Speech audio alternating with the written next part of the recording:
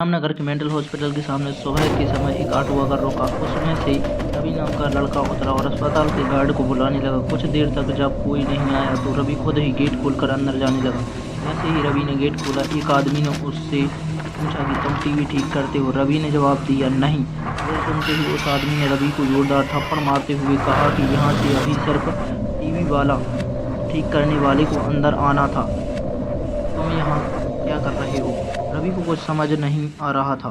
थप्पड़ खाने के बाद उसका सिर भी चकराने लगा, लेकिन किसी तरह खुद को संभालते हुए रवि ने कहा कि मैं यहाँ नौकरी के लिए आया हूँ। तभी एक डॉक्टर और उसके साथ 4 कंपाउंडर भी गेट के पास पहुँच गए।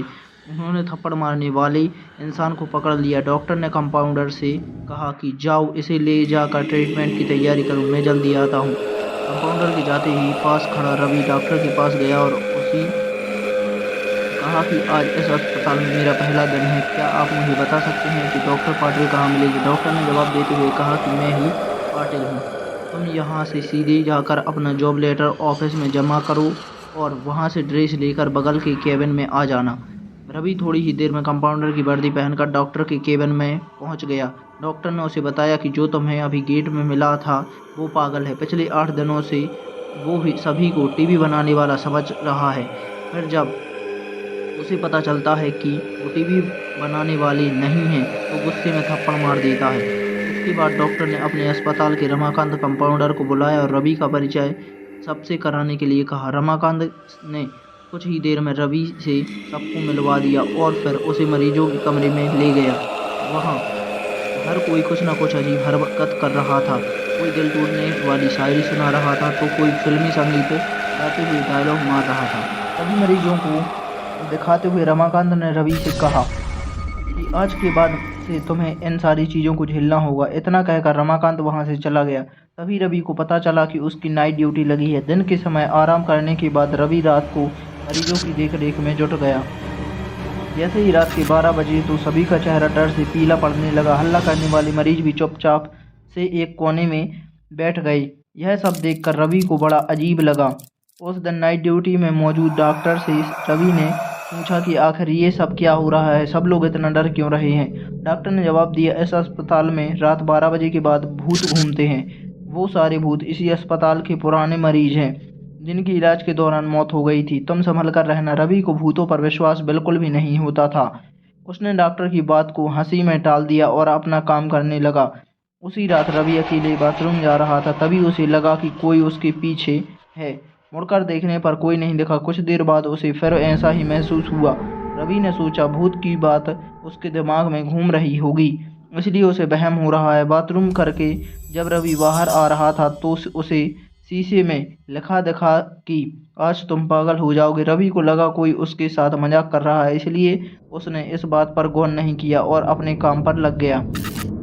कुछ देर बाद रवि को एक तेज चीख सुनाई दी। वो दौड़ते हुए आवाज की ओर गया। जैसे ही रवि वहां पहुंचा तो एक पागल ने दरवाज़ा अंदर से बंद कर दिया। किसी तरह से रवि ने उस दरवाजे को खुलवाया। दरवाज़ा खुलते ही उस पागल ने रवि को हवा में उछाल कर गिरा दिया। रवि इतनी जोर से गिरा कि उसकी पीठ में गहरी चोट लग गई।